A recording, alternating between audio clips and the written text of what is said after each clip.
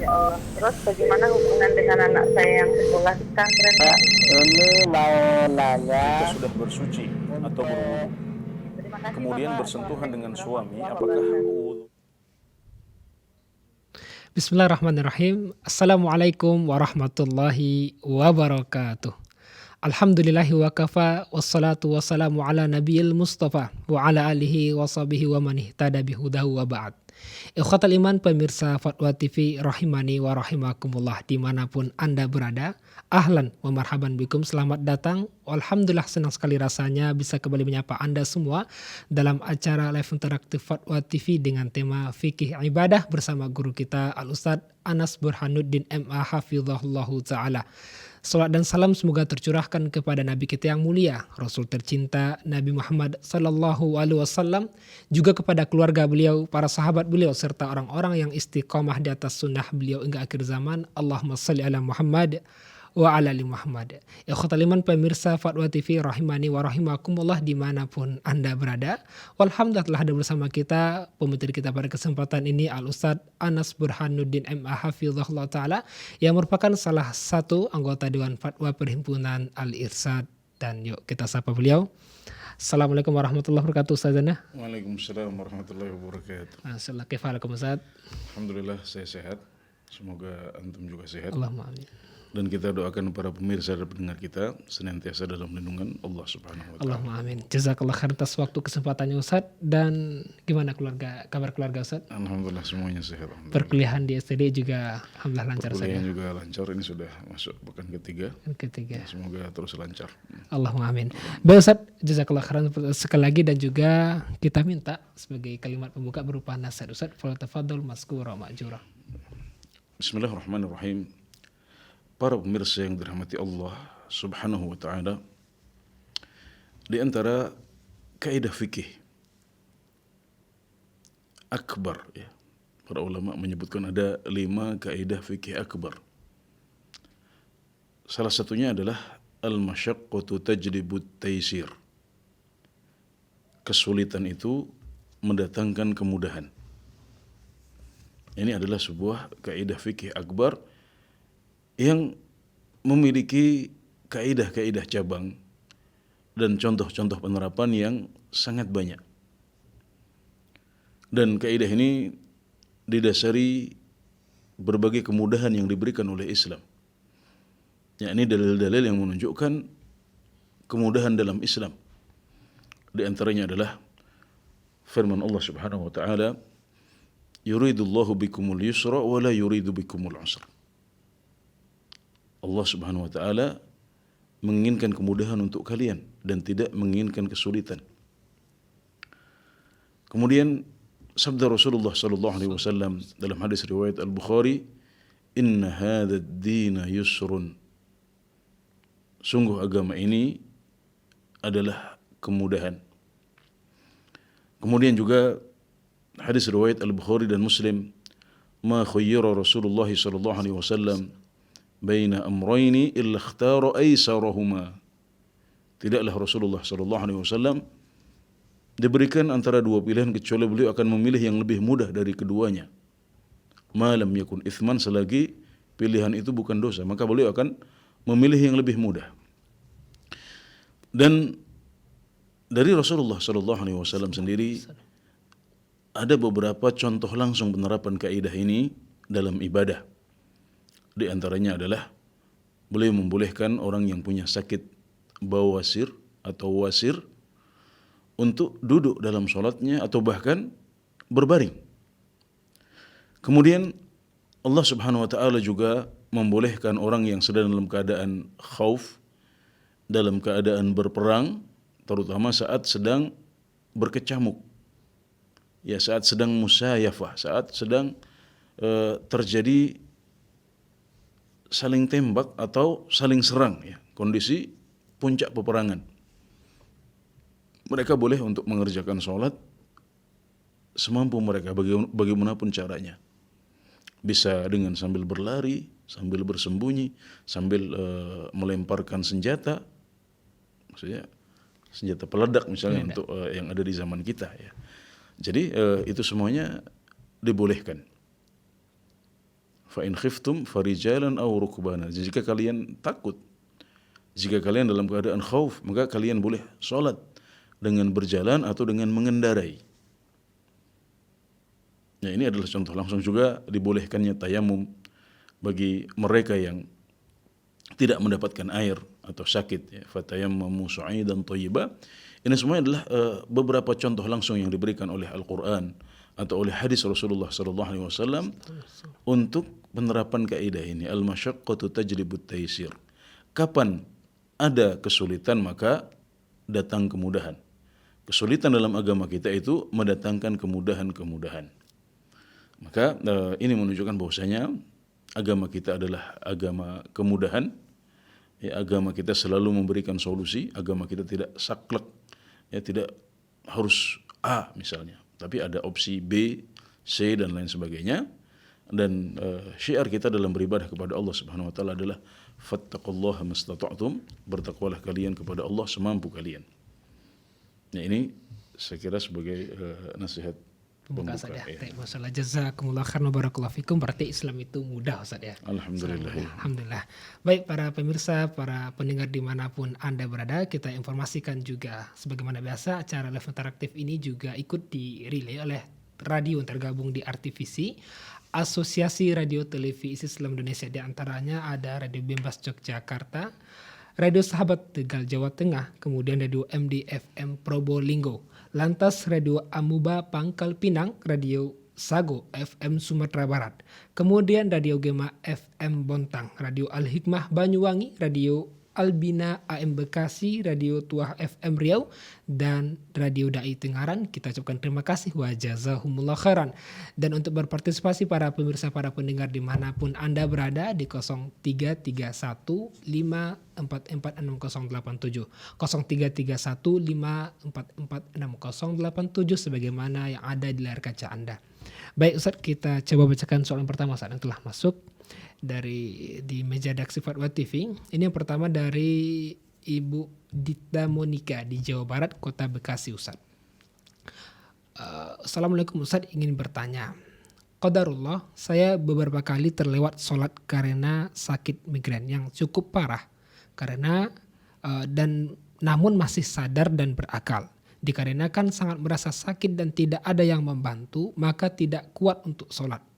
Bahkan untuk tayamum tidak bisa. Sakit saya tersebut biasanya sembuh dalam hitungan jam atau hari. Bagaimana hukum terlewatnya sholat saya tersebut? Setelah sembuh, apakah sholat yang terlewat harus diganti Ustaz? Jika iya, bagaimana caranya? Ya, untuk yang sudah terjadi, ya, untuk kasus-kasus yang sudah terjadi sebelumnya, maka jika sampai ada sholat yang belum dikerjakan sampai keluar waktunya karena sakit yang disebutkan tadi, kemudian baru bisa melaksanakannya beberapa hari berikutnya. Ini kalau sudah terjadi, ya. Sekali lagi saya berbicara tentang yang sudah terjadi, maka itu disyariatkan untuk diqadha. Karena Rasulullah SAW bersabda, "Man nama an sholatin aw nasiyaha falyusalliha idza dzakaraha." Barang siapa yang ketiduran sehingga tidak bisa melakukan suatu sholat pada waktunya, atau lupa untuk mengerjakan suatu sholat sampai baru ingat ketika sudah lewat waktunya, maka hendaklah dia melaksanakan sholat itu ketika mengingatnya. Jadi disuruh mengqadha sholat saat kita ingat. Dan sakit ini oleh para ulama dikiaskan kepada kondisi lupa atau ketiduran. Artinya sama-sama sesuatu yang tidak disengaja, ada alasan tertentu untuk mengerjakan sholat ini. Jadi bukan meninggalkan sholat atau mengakhirkan sholat karena tidak ada uzur. Maka disyariatkan untuk mengqadha sholat tersebut kapanpun kita ingat atau kapanpun kita bisa untuk melakukannya. Adapun ke depan, jika penyakit yang sama masih menyapa lagi, ya, dan kita doakan semoga ibu diberikan kesembuhan oleh Allah Subhanahu wa taala dari penyakit migrain yang nampaknya dari Parah, Ustaz, ya? ceritanya cukup parah, ya, dan Allah Subhanahu wa taala Maha berkuasa dan mampu atas segala sesuatu. Kita doakan syafakillah, semoga Allah memberikan kesembuhan untuk penyakit Anda. Adapun untuk ke depan, maka tidak boleh kita mengakhirkan sholat sampai lewat waktunya. hendaklah ibu mengerjakan sholat semampu ibu. Yang mengerjakan sholat semampunya. Bahkan kalau seandainya itu dilakukan dengan memberikan isyarat. Ya, misalnya dalam kondisi tadi disebutkan masih kondisi sadar ya. Tidak sampai kondisi hilang kesadaran atau hilang akal. Berarti kewajiban sholat itu masih ada. Anda masih mukallaf. Anda harus mengerjakan sholat itu dan harus dikerjakan sebelum waktunya, sebelum selesai waktunya, ya semampunya. Bahkan kalau seandainya tidak bisa melakukan taharah, tidak bisa bersuci dalam kondisi seperti itu, ya tayamum juga tidak bisa, maka kewajiban-kewajiban seperti ini menjadi gugur. Jadi dikerjakan semampunya dengan berbaring atau bahkan dengan memberikan isyarat. Dan dilakukan itu sebelum waktunya habis. Tapi kalau diperkirakan bahwasanya sakit ini bisa sembuh dalam hitungan jam, ya misalnya kambuhnya pas sholat isya misalnya. Sholat isya ini kan waktunya cukup panjang gitu. Kalau seandainya diperkirakan dalam 2 jam, 3 jam ke depan ada harapan untuk lebih ringan dan lebih sembuh, maka ibu boleh untuk mengakhirkan sholat itu sampai 2 jam, 3 jam ke depan. Tapi nanti ketika tidak sembuh juga di waktu yang diperkirakan, maka ibu boleh untuk ibu harus mengerjakan sholat itu sebelum habis waktunya. Nah kecuali kalau sholatnya bisa dijamak, maka boleh dijamak. Ya, boleh dijamak ketika kambuhnya di waktu zuhur misalnya. Nanti ada harapan bisa dikerjakan setelah asar, maka daripada dikerjakan seadanya, maka lebih baik dijamak dengan sholat asar. Ya, maghrib dengan isya ini boleh. Tapi tidak boleh sampai keluar waktunya. Ya, jadi sholat zuhur dan asar tidak boleh dibiarkan sampai waktu asar habis. Kemudian maghrib dan isya tidak boleh dibiarkan sampai waktu isya habis. Ya, jadi harus dikerjakan sebelum waktunya semampunya, meskipun tidak bisa bersuci sebagaimana mestinya, dan meskipun dilakukan dengan berbaring atau dengan memberikan isyarat saja, itu harus dilakukan sebelum waktunya habis, karena Allah Subhanahu wa taala berfirman, "Innas sholata kanat 'alal mu'minina kitaban mawquta." Sesungguhnya salat itu adalah kewajiban atas orang-orang beriman, yaitu kewajiban yang ditentukan waktunya. Tapi Ustaz, juga barakallahu fik, jazakallah khairan. Ini teringat lagi kepada tema pembukaan tadi, menunjukkan banyak rukhsah dalam Islam ini, ada banyak kemudahan gitu Ustaz ya. Iya betul. Jadi ada kemudahan ya. Jadi kewajiban-kewajiban dalam agama ya. Syarat-syarat itu bisa gugur ketika orang tidak mampu. Barakallahu fik, jazakallah Alhamdulillah khairan. ya. Demikian para pemirsa, menunjukkan kembali bahwasanya Islam itu sangat mudah. Barakallahu fikum. Baik, kita Jadi coba ini, bacakan. praktek langsung ya, Masya Praktek Allah. langsung Jadi saja. mukadimahnya seperti itu, kemudian Ada ada pertanyaan yang sangat berhubungan dengan bahwasanya Islam itu mudah. Alhamdulillah ya. Alhamdulillah. Baik, Ustaz, kita bacakan ini dari Bapak Wizar Saputra dari Aceh, Kabupaten Aceh Selatan. Assalamualaikum warahmatullahi wabarakatuh. Ustadz, mohon dijelaskan bahwa jika setiap kali setelah buang air kecil dibasuh kemudian ditunggu untuk memastikan tidak lagi menetes, namun setelah celana sudah dipakai kembali terasa ada tetesan, apakah celana dalam yang dipakai masih bisa dipakai untuk sholat?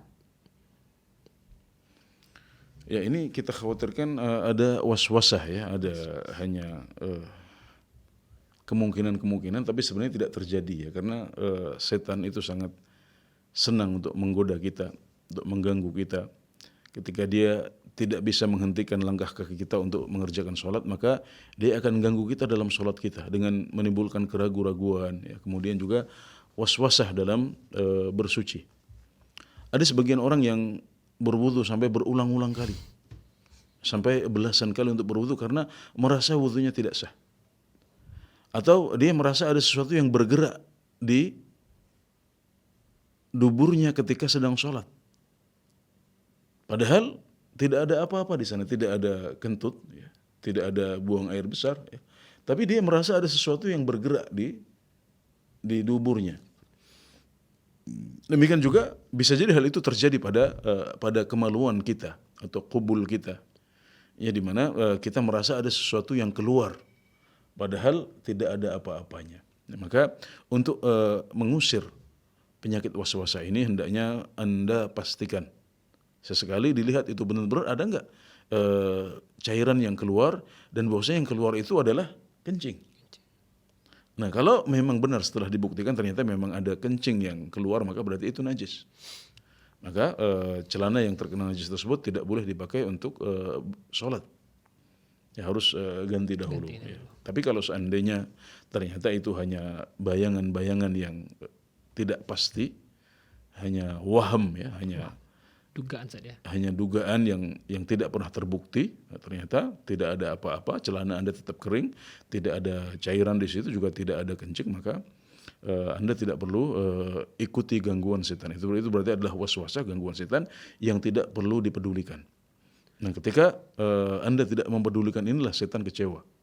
Nah, ketika kita terus ikuti dia, maka akhirnya dia malah semakin senang, dan berarti dia berhasil untuk mengganggu dan menggoda ibadah kita. Nah, jadi untuk mengusir waswasah atau keraguan-raguan itu hendaknya dipastikan saja, dilihat.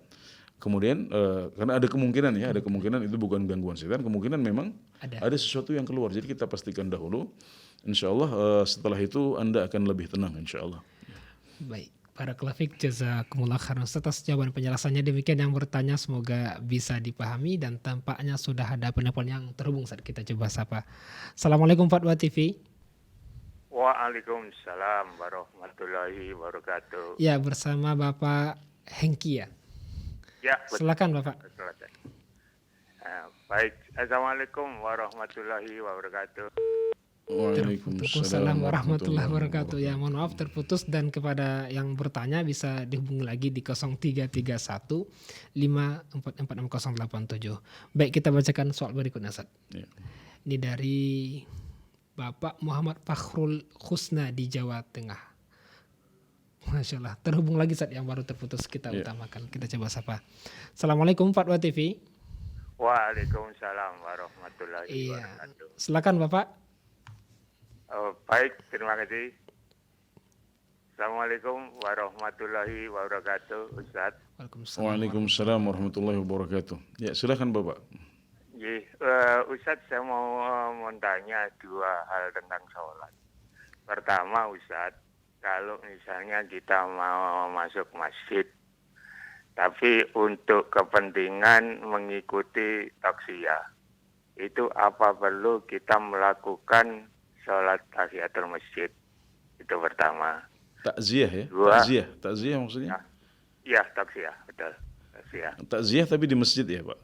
Di masjid. Okay, yeah. Terus saya datang, itu apa perlu saya awali dengan tahiyatul masjid atau boleh langsung duduk gitu? Yeah. Itu pertama, Ustaz. Kedua, saya pernah membaca hadis riwayat Muslim bahwa sholat Isya itu ada pahalanya sebesar 59 kali, kalau subuh 119. Nah, ini saya tanya karena ingin memantapkan keyakinan apa memang demikian atau enggak, karena setahu saya selama ini kan kalau berjemaah itu kan cuma 27 kali. Nah, ini ada perbedaan di Isya sama subuh. Kalau Isya tadi 59, kalau subuh 119. Itu aja, Ustaz. Terima kasih. Barakallah. Wafik barakallah. Terima kasih Bapak Hengki di Jakarta Selatan. Ya, silakan Ustaz. Ya, yang pertama tentang tahiyatul masjid ya, tentang tahiyatul masjid. Tahiyatul masjid ini berlaku setiap kita masuk masjid untuk keperluan duduk. Jadi sebelum duduk kita tidak boleh untuk duduk sebelum kita sholat 2 rakaat. Ya, ini adalah larangan dari Rasulullah SAW. Kita harus sholat 2 rakaat dahulu sebelum kita duduk, dan itulah yang disebut sebagai tahiyatul masjid.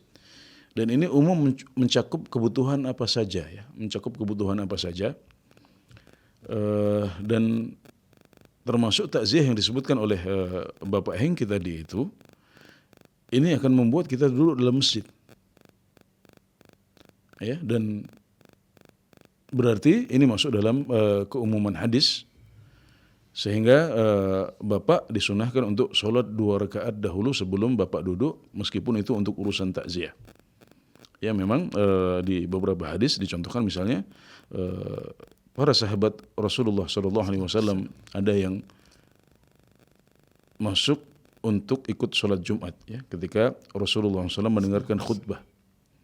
Maka beliau ini dilarang untuk duduk. Ditanya apakah engkau sudah sholat 2 rakaat? Maka beliau mengatakan belum. Maka Rasulullah SAW mengatakan kalau begitu sholat 2 rakaat dahulu dan perpendek sholatnya. Ya, ini adalah salah satu contoh bahwasanya seseorang dilarang oleh Rasulullah SAW untuk duduk di masjid sebelum dia sholat 2 rakaat. Dan ini sebagai bentuk pengagungan kita atau penghormatan kita kepada masjid. Dan ini hukumnya sunnah ya. Sunnah itu kalau dikerjakan kita mendapatkan pahala. Kalau ditinggalkan maka kita tidak berdosa, walhamdulillah. Adapun yang kedua, saya tidak mengetahui ada hadis dengan redaksi seperti ini ya. Jadi sholat jamaah itu ya pahalanya seperti yang sudah kita ketahui bersama, dilipat gandakan menjadi 27 kali, dalam sebagian riwayat 27 kali. Ya, adapun dengan angka yang disebutkan Bapak tadi itu, maka saya tidak mengetahui ada riwayat seperti itu.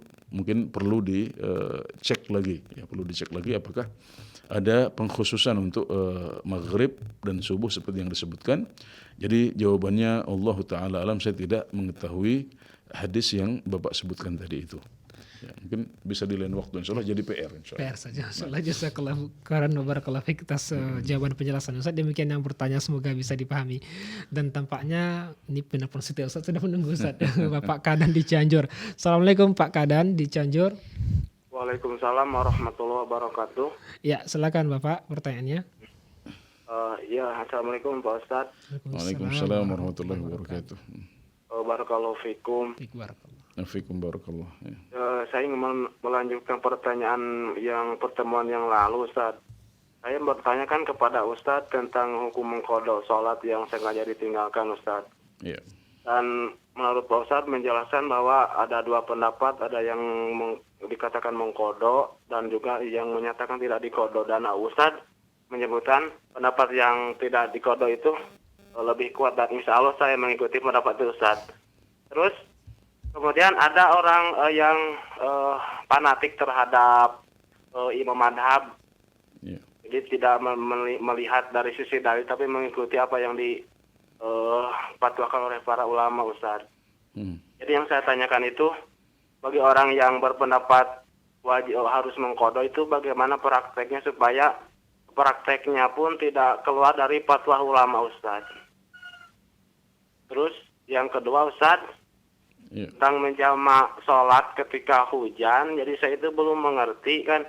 Jadi mohon dicontohkan kasusnya, Ustaz. Baik, cukup Bapak Kadan. Kasus sholat jamak ketika hujan. Baik, barakallah. Assalamualaikum warahmatullahi wabarakatuh. Waalaikumsalam warahmatullahi wabarakatuh. Ya, tafadhol. Assalamualaikum warahmatullahi wabarakatuh. Iya, jadi dalam masalah-masalah istihadiyah, masalah-masalah yang membuka peluang untuk terjadi perbedaan sudut pandang. Seperti masalah qadha untuk orang yang meninggalkan sholatnya dengan sengaja. Ada masa gelap ya di mana dia tidak menjalankan ibadah sama sekali sehingga mungkin meninggalkan sholatnya selama bertahun-tahun. Ya, ini adalah masalah istihadiyah di antara para ulama. Apakah yang seperti itu dikiaskan kepada orang yang meninggalkan sholat karena tidur atau lupa? Kemudian juga berhubungan dengan permasalahan apakah orang yang meninggalkan sholat itu kafir atau tidak. Ya, ini kan semuanya masalah khilafiyah di antara para ulama. Jadi saling terkait, saling berhubungan ya. Makanya sudut pandangnya banyak, ya, dalil-dalilnya banyak. Ya, maka dalam permasalahan-permasalahan seperti ini kita harus lebih berlapang dada. Kata para ulama, ketika terjadi perbedaan pendapat, kita berusaha diskusi agar kita bisa mencapai titik ketemu, kalau bisa sepakat. Itu yang diharapkan. Karena memang yang terbaik adalah kita bisa sepakat. Kalau dalam keluarga kita, dalam masyarakat kita, di masjid kita, kita bisa menyepakati permasalahan-permasalahan fikih. Itu yang terbaik. Tapi kadang-kadang itu tidak terwujud. Nah, kalau perselisihan itu adalah perselisihan yang tidak tercela, perselisihan yang masing-masing memiliki salaf, memiliki teladan dari para ulama yang sudah memfatwakannya dahulu, maka kita harus berlapang dada, ya, berlapang dada, tapi dengan dua catatan. Jadi toleransi, tapi dengan dua catatan. Yang pertama, tidak boleh membangun di atasnya permusuhan. Ya, Anda misalnya memilih pendapat tidak perlu diqadha. Sementara teman Anda berpendapat tetap harus diqadha. Ya, maka di sini Anda berusaha untuk diskusi. Ketika tidak ketemu maka saling hormat, ya, toleransi, ya, barangkali ya masing seperti itu, sejauh itulah pemahaman masing-masing, ya. Maka tidak boleh saling bermusuhan di antara Anda berdua. Karena ini adalah masalah yang dari dahulu para ulama sudah berbeda pendapat. Tapi juga kemudian yang kedua, tidak boleh meremehkan dalil. Tidak boleh meremehkan dalil, ya. Artinya jangan kita bertameng di balik perbedaan pendapat di antara para ulama. Tapi yang harus kita ikuti adalah dalil. Kita kaji dalilnya, kita diskusikan cara berdalilnya, ya. Jadi tidak boleh mengatakan harus begini karena ini adalah pendapat ulama fulan.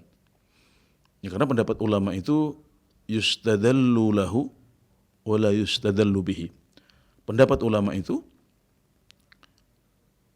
butuh dalil dan tidak boleh dijadikan dalil. Nah, ini penting. Dan karenanya para ulama, para imam, ya, melarang kita untuk fanatik kepada madhab kita, ya. Adapun tentang qadha, ya, maka kalau kita mengacu kepada hadis Rasulullah sallallahu alaihi wasallam, man nama an salatin aw nasiyah falyusalliha idza dzakaraha. Ya, barang siapa yang meninggalkan salat karena lupa atau karena ketiduran, maka dia melakukannya ketika ingat, ya. Jadi mestinya, ya, qadha salat itu dilakukan kapan kita ingat. Ya, jadi tidak perlu menunggu waktu salat tersebut. Misalnya kita meninggalkan salat asar, ya, kapan kita ingat, meskipun kita ingatnya di waktu subuh, kita segera qadha salat itu di waktu subuh, tidak perlu menunggu waktu asar, ya. Namun barangkali karena waktu yang lama, karena ini sholatnya kan menjadi bertahun-tahun, itu kan berarti berapa ribu waktu sholat yang harus dikerjakan, ya. Maka kemudian para ulama memperingan, ya, diperingan agar tidak terlalu berat. Jadi barangkali setiap hari dibagi-bagi, ya. Sholat subuh kemudian mengqadha sebagian subuh yang ditinggalkan, kemudian sholat zuhur, ya, mengqadha sholat zuhur yang ditinggal. Jadi ini memang sulit sekali prakteknya, sulit sekali. Tapi kita tidak mungkiri bahwasanya itu adalah pendapat sebagian besar ulama, yaitu tidak ada obatnya, ya, tidak ada kafarahnya kecuali mengqadha sholat itu, ya. Adapun bagi para ulama yang lain yang mengikuti pendapat yang satu lagi, maka bagi mereka simple, ya, bagi mereka cukup memperbanyak sholat sunnah, ya, ringan, ya. Jadi sudah bertobat kepada Allah Subhanahu wa taala, tidak perlu diqadha. Kemudian setelah itu disunahkan untuk memperbanyak sholat sunnah sebagai penghapus dari dosa-dosa yang telah lalu karena meninggalkan sholat. Ya, barangkali itu yang bisa kami sampaikan untuk Pak Kadan, ya. Kemudian yang kedua tentang tata cara jamak sholat karena hujan, ya. Jadi ketika terjadi hujan, misalnya di sholat maghrib, ketika azan dikumandangkan, kemudian hujan turun, ya, maka disunnahkan bagi muadzin untuk mengucapkan sallu fi rihalikum sebagai pengganti hayya 'alas shalah. Dia mengucapkan sallu fi rihalikum, salatlah kalian di rumah-rumah kalian. Yang kemudian yang sudah di masjid, mereka salat maghrib dan isya sekaligus, ya. Salat maghrib dan isya sekaligus, kemudian mereka pulang, sehingga nanti ketika tiba waktu isya mereka tidak perlu kembali lagi ke masjid. Karena waktu maghrib dan isya itu pendek. Ya. Sehingga jamak sholat karena hujan yang disepakati adalah di waktu malam, yaitu antara sholat maghrib dengan sholat isya. Adapun di sholat zuhur dan asar, maka para ulama berbeda pendapat, karena zuhur dan asar ini kan jaraknya relatif panjang, gitu. Jadi kalau hujan di waktu zuhur, maka kemungkinan sudah berhenti ketika asar masuk. Kan biasanya kalau di Indonesia seperti itu. Ya kalau hujan di waktu zuhur maka asar sudah berhenti. Maka sebagian ulama berpendapat tidak perlu untuk sholat jamak karena hujan di siang hari. Tapi di malam hari para ulama sepakat disyariatkan untuk mengerjakan sholat jamak, ya, untuk disunahkan atau dibolehkan untuk menjamak sholat karena hujan. Ya, jadi caranya seperti itu, dikumandangkan shollu fi rihalikum, kemudian yang sudah di masjid mengerjakan sholat maghrib dan isya sekaligus dan yang di rumah juga boleh untuk mengerjakan sholat maghrib dan isya yang belum terlanjur berangkat ini, yang masih ada di rumah, boleh untuk menjamaknya juga, ya, sebagai bentuk kemudahan dalam agama kita. Oh, berarti yang di rumah juga boleh menjamak, Ustaz? Iya, boleh. Juga boleh. Barakallahu fiik. Jazakallahu khairan atas penjelasannya. Demikian yang bertanya semoga bisa dipahami. Baik, dan sudah ada pula penelpon yang terhubung, Ustaz. Kita coba angkat. Assalamualaikum Fatwa TV. Waalaikumsalam, Pak Ustaz. Iya, Bapak Rizal di Dumai. Waalaikumsalam warahmatullahi wabarakatuh. Silakan Bapak Rizal. Ya, silakan Bapak pertanyaannya. Pertanyaannya, saya sering berzikir membaca subhanallah 33 kali, alhamdulillah 33 kali, Allahu Akbar 33 kali, dan ditambah membaca tahlil 99 kali. Gimana menurut pandangan syarat Islam, Ustaz? Apakah itu boleh? Ini selain di waktu sholat, Pak, ya? Tidak setelah waktu sholat, ya? Dan yang kedua, bagaimana cara untuk mendoakan keluarga yang sudah meninggal, khusus kakak kandung saya gitu, Ustaz. Baik, Ya. Cukup Bapak. Itu aja, Ustaz. Baik, terima kasih Bapak Rizal di Dumai. Tafadhol, Ustaz. Iya, membuat angka-angka tertentu, ya, sebagai motivasi untuk mendorong kita banyak berzikir kepada Allah Subhanahu wa taala. Jadi membuat target-target tertentu. Misalnya membaca subhanallah 33 kali, alhamdulillah, Allahu Akbar, dan lain sebagainya, ya. 100 kali atau 500 kali sebagai target, ya, maka ini tidak apa-apa, ya, untuk memotivasi kita. Namun jangan diyakini bahwasanya itu adalah sunnah Rasulullah SAW, kecuali kalau memang ada tuntunannya bahwasanya kita dianjurkan untuk membaca sekian kali. Ya. Jadi sekedar untuk memotivasi, membuat target tanpa meyakini itu adalah sunnah Rasulullah SAW. Ya. Dan tentunya dasarnya adalah keumuman hadis, la yazalu lisanuka radban min dzikrillah. Hendaknya lisanmu, ya, lidahmu senantiasa basah dengan zikir memuji Allah Subhanahu wa taala. Ya, jadi sesekali juga sebaiknya ditinggalkan, ya. Sesekali tidak terus-menerus seperti itu, diubah angkanya, atau sesekali tidak dilakukan ketika sibuk, untuk membuat kita yakin dan tidak meyakini bahwasanya itu adalah sebuah sunnah yang dicontohkan oleh Rasulullah SAW, yakni angka-angka tersebut. Adapun hanya sekedar membuat target agar kita termotivasi, maka tidak masalah, karena pada dasarnya memperbanyak zikir, ya, memuji Allah Subhanahu wa taala ada sesuatu yang dianjurkan dalam agama kita, walhamdulillah. Kemudian untuk doa kepada orang lain, ya, doa untuk orang lain, ya, maka ini mudah saja, alhamdulillah, bisa dengan bahasa kita sendiri. Kalau memang Bapak tidak menguasai bahasa Arab, ya bisa mendoakan dengan bahasa ibu kita, dan Allah paham dengan apa yang kita ucapkan, ya. Pasti Allah paham dengan apa yang kita ucapkan. Jadi silahkan kakak Anda mau didoakan apa, ya bisa langsung dimintakan kepada Allah Subhanahu wa taala dalam ruku', di antara adzan dan iqamat, di sepertiga malam yang terakhir, dan waktu-waktu terbaik untuk berdoa.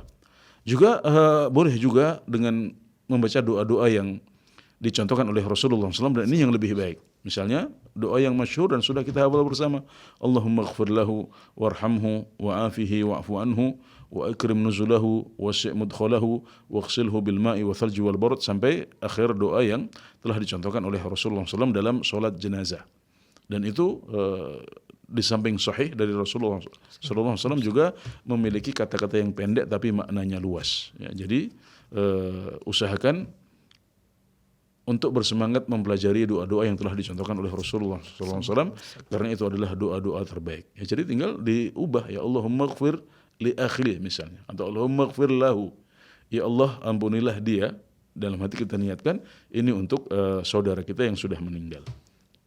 Jadi alhamdulillah bisa dengan doa-doa yang dicontohkan oleh Rasulullah SAW dan bisa juga dengan bahasa yang kita susun sendiri dengan bahasa kita. Alhamdulillah. Berarti doa itu bukan cukup pada sholat jenazah saja Ustaz ya? Iya bisa. Itu adalah doa sholat jenazah. Tapi kita boleh juga Di luar itu. mengucapkan doa itu di luar sholat jenazah. Baik, barakallahu fiik wa jazakallahu khairan atas jawaban penjelasannya Ustaz. Demikian yang bertanya semoga bisa dipahami. Baik, dan sudah terhubung pula penelpon berikutnya Ustaz. Kita coba sapa. Assalamualaikum Fatwa TV. Ya, Assalamualaikum warahmatullahi wabarakatuh. Waalaikumsalam warahmatullahi wabarakatuh. Ya, silakan Ibu Elvi di Sulawesi Barat. Barat. Silakan Ibu. Terkait dengan fikih ibadah Ustadz, itu bagaimana hukumnya kalau seorang wanita yang sudah selesai haid, terus mau mandi untuk melanjutkan sholat, tetapi qadarullah dalam keadaan itu dia sakit, panas, demam, nah itu bagaimana hukumnya Ustadz? Apa dia harus mandi atau bagaimana solusinya, atau dia tayamum atau bagaimana Ustadz? Atau tunggu dulu setelah rada sakit baru mandi karena ini sudah selesai haid dan mau melanjutkan sholat lagi. Iya, waktu sholatnya masih luas? Kenapa Ustaz? Masih ada waktu sholat atau waktu sholatnya pendek saja? Oke, nanti kita jawab deh.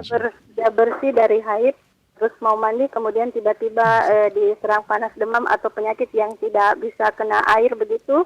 Iya. Itu bagaimana Ustaz? Harus mandi atau bagaimana? Baik, cukup Ibu. Iya.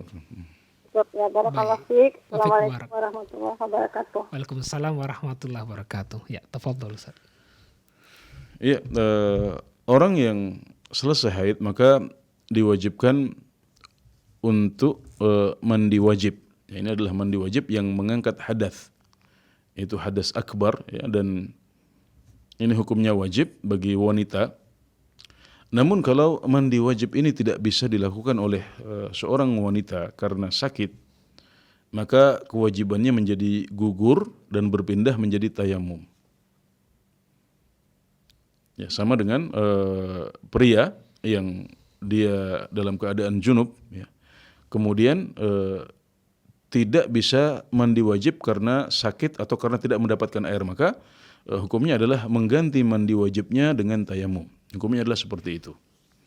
Namun perlu dilihat seperti apa sakitnya. Ya, kalau seandainya sakitnya adalah sakit yang benar-benar mengancam, ya, membuat kita tambah sakit kalau mandi, atau membuat kesembuhan kita terhambat. Apalagi ada dokter yang mengatakan seperti itu, ini bahaya kalau sakit, maka bahaya kalau mandi, maka Anda tidak boleh mandi. Tidak boleh mandi dan harus tayamum. Ya, jadi berpindah ke tayamum kemudian sholat. Adapun kalau tidak ada kekhawatiran untuk sakit atau tambah parah sakitnya, misalnya dengan mandi yang sedikit saja, tidak perlu mandi yang seperti kalau kita mandi sehari-hari di Indonesia yang sampai habis 2 ember, 3 ember, ya. Tapi cukup dengan mandi wajib yang seperlunya. Rasulullah SAW itu pernah mandi wajib dengan 1 sa'.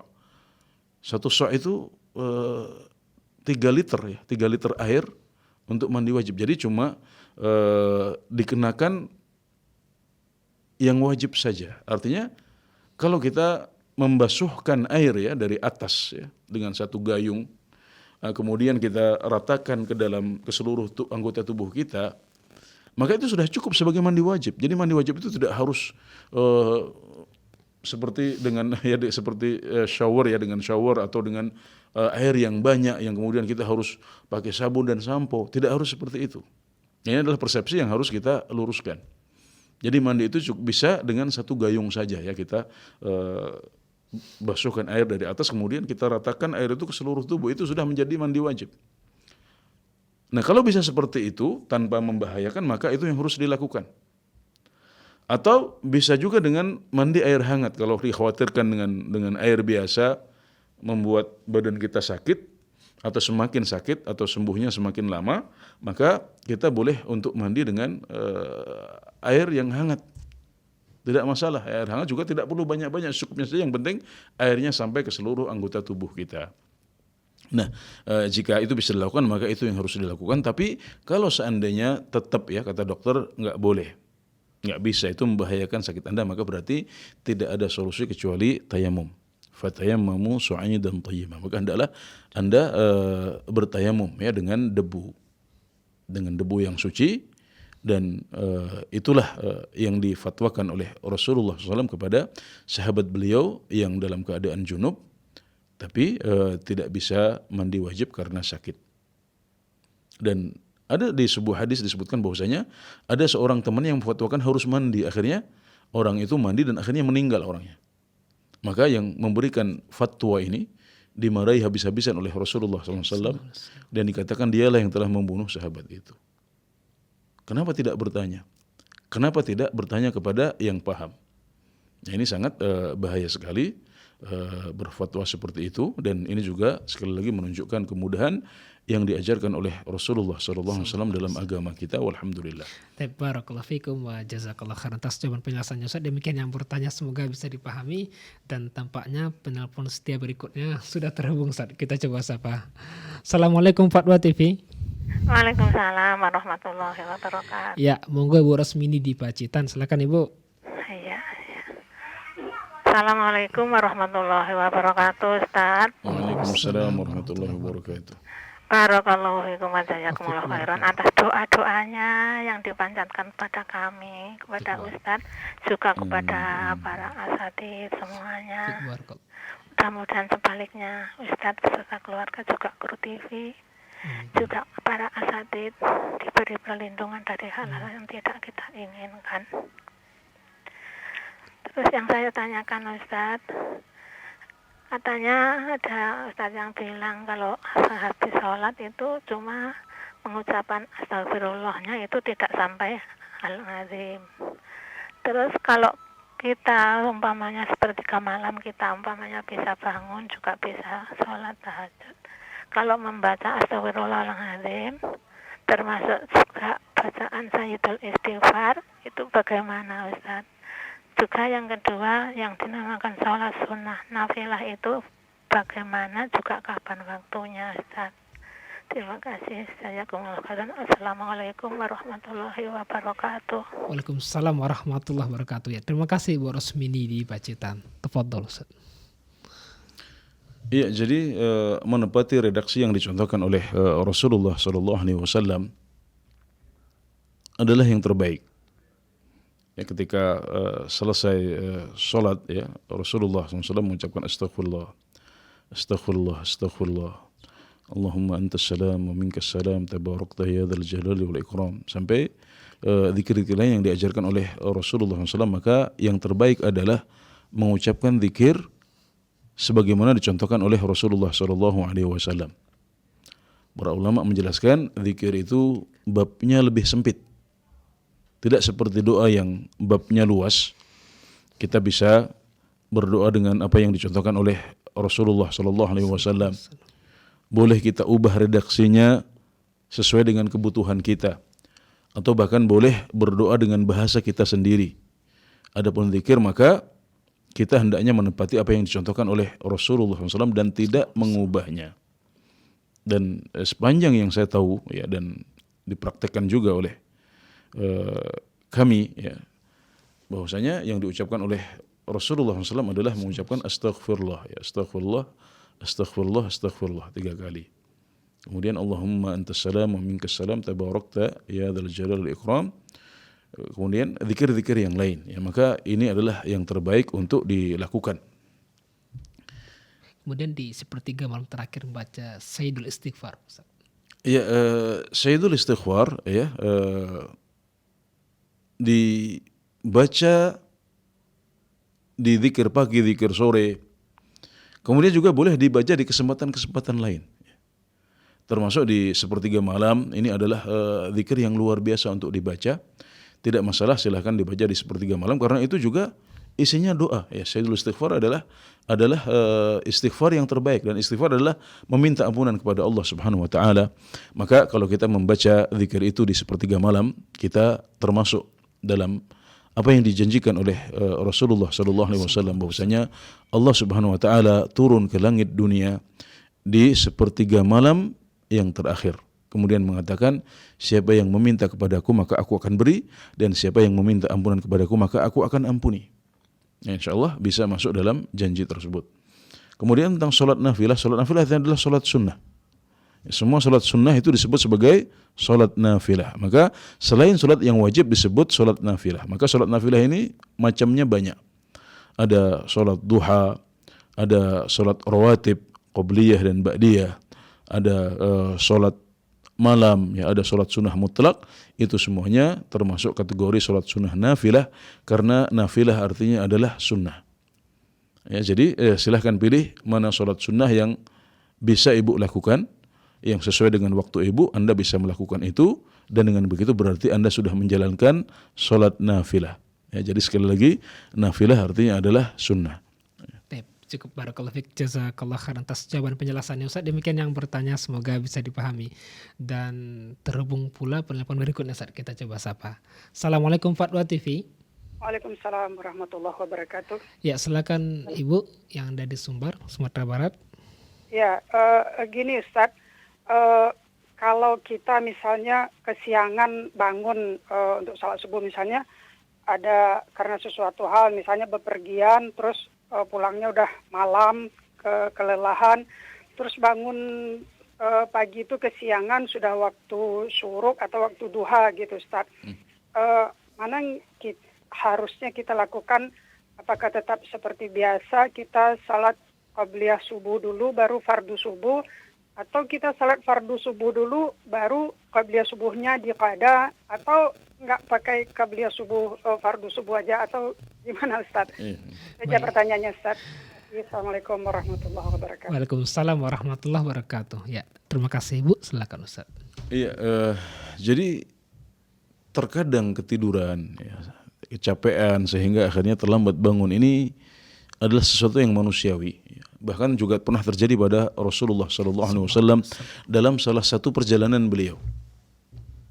Jadi ketiduran ini juga pernah terjadi pada Rasulullah SAW. Beliau Nabi, tapi beliau juga adalah manusia. Maka terjadi pada beliau apa yang terjadi pada manusia yang lain. Dan salah satu hikmahnya adalah kita jadi tahu bagaimana praktek Rasulullah SAW ketika beliau ketinggalan sholat subuh.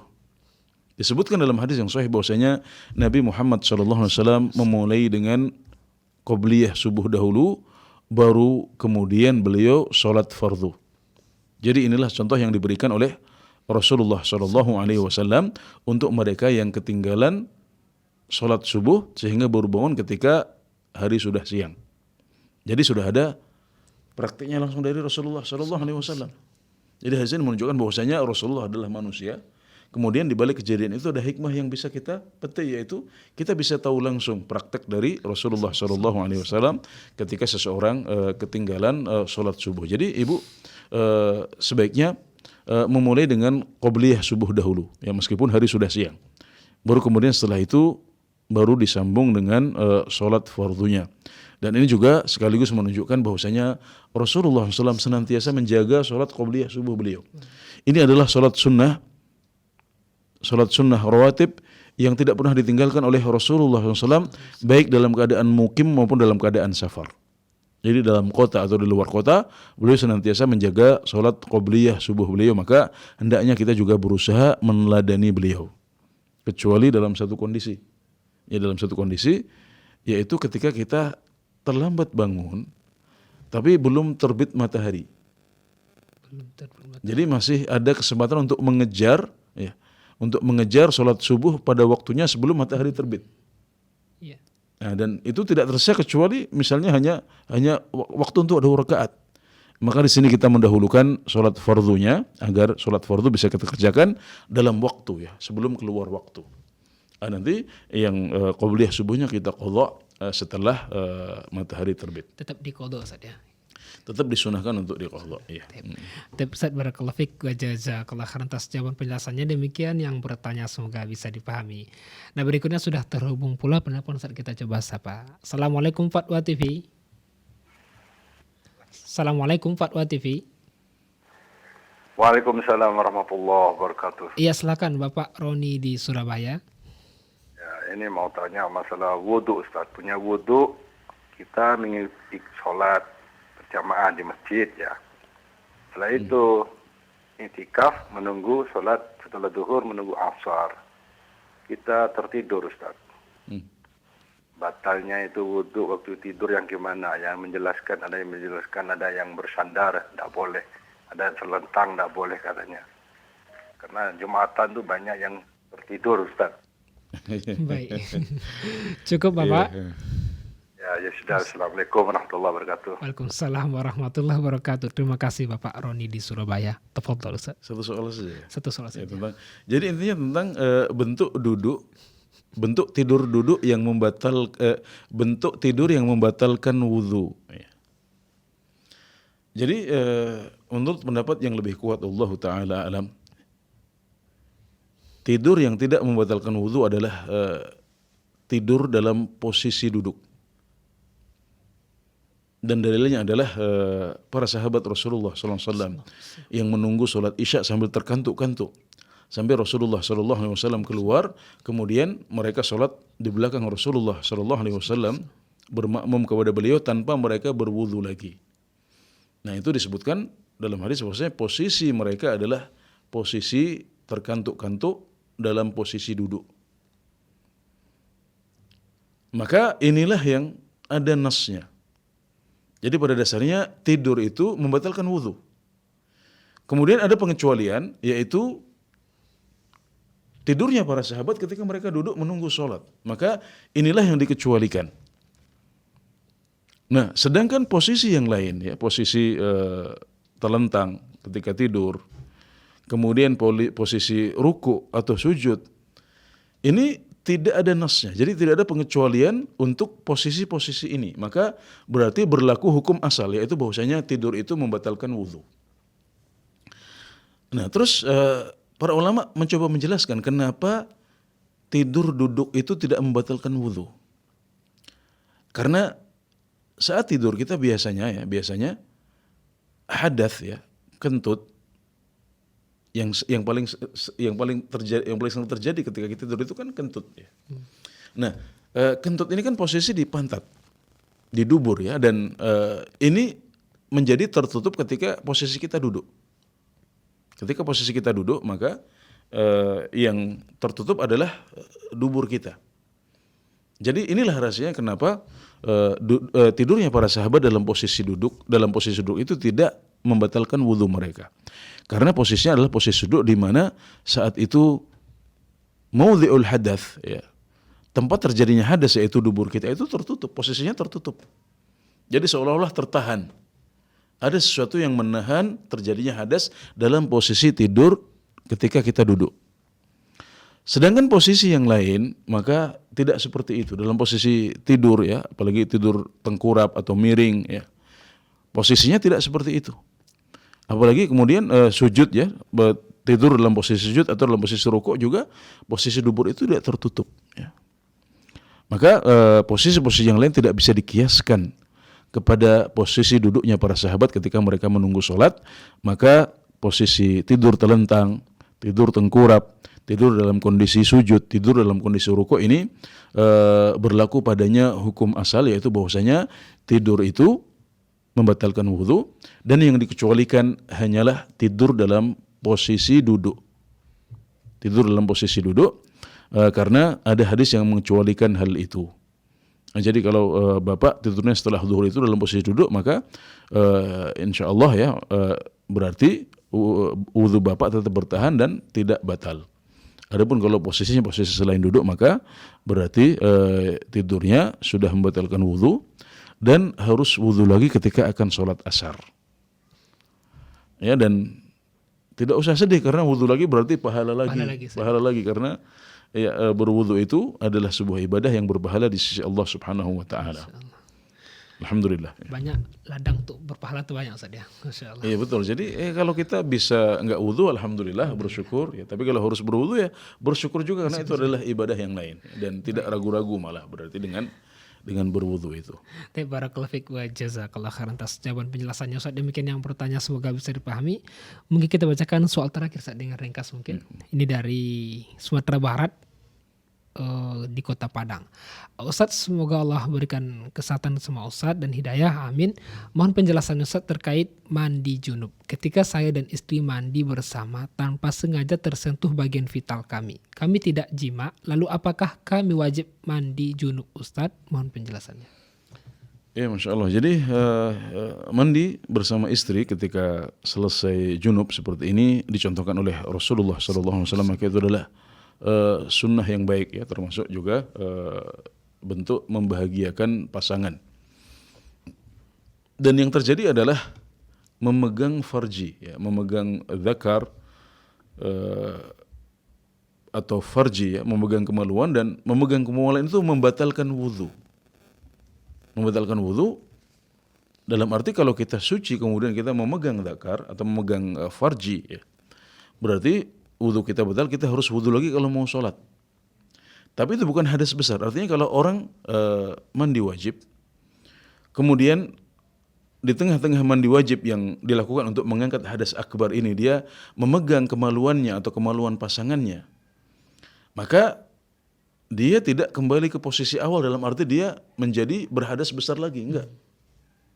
Jadi hadas akbarnya sudah terangkat. Nah, kalau memegang kemaluan itu terjadi di tengah-tengah mandi, maka itu tidak membatalkan wudhu dia juga. Jadi kalau setelah itu mau langsung sholat, bisa. Ya, kecuali kalau memegang kemaluan ini dilakukan ketika sudah selesai mandi. Ya. Sudah selesai mandi baru kemudian pegang. Nah, ini berarti membatalkan wudhu, dia harus wudhu lagi. Adapun kalau memegangnya di tengah-tengah mandi ketika proses mandi belum selesai, maka itu tidak membatalkan wudhu. Yang pertama, ya, jadi bisa langsung sholat setelah itu. Kemudian satu lagi juga tidak mewajibkan dia untuk mandi wajib lagi, enggak cukup. Kenapa harus mandi wajib? Kalau jima lagi baru itu mandi wajib lagi. Tapi kalau sekedar memegang kemaluan ya saat apalagi enggak sengaja kan disebutkan tadi kan di tengah-tengah mandi, maka itu sekali lagi yang pertama tidak membatalkan wudhu. Kemudian yang kedua, dia juga tidak mewajibkan mandi wajib lagi. Alhamdulillah. Barakallahu fiik wa jazakallahu khairan atas jawaban penjelasannya Ustaz. Demikian yang bertanya semoga bisa dipahami dan merupakan pertanyaan penutup pada perjumpaan kali ini Ustaz. Akhirnya kami ucapkan terima kasih wa jazakumullahu khairan wa barakallahu fiik wa fi ilmikum Ustaz atas kesempatan dan faedahnya.